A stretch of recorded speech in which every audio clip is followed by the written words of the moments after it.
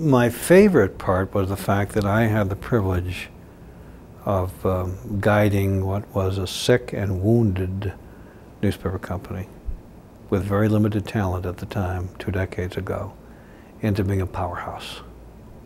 We had not acquired a new newspaper in 50 years.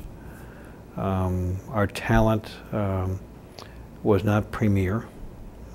Maybe that was good because somebody like myself could rise to the top because of the fact we hadn't recruited the best that we could find, the brightest.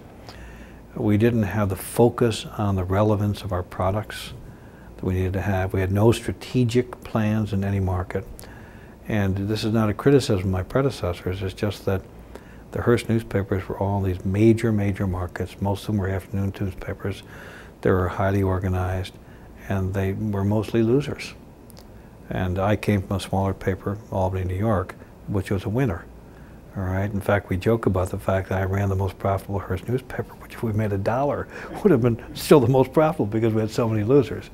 And what we did was we came together and we focused on a handful of priorities. The #1 priority was talent. We had to become known as a hot house for talent. And so we treated it, I treated it at least, like you would an expansion professional athletic team, where you'll have to go and overpay for some of your original talent because there's nothing to attract them to you.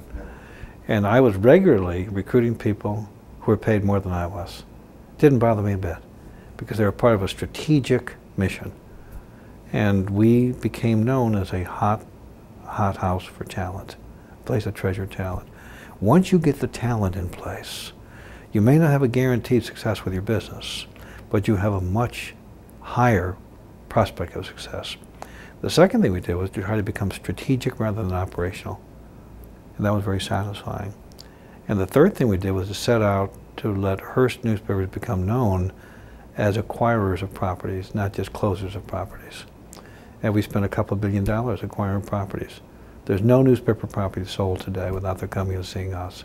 We may not do it because there's some other strategic fit. So I think your question was the most satisfying thing that we did. It was bringing a renaissance to a moribund and dormant part of the company, making it something we could be very proud of reputationally, proud of the talent, and also proud of the fact that they're profit powerhouses. We're a big league company.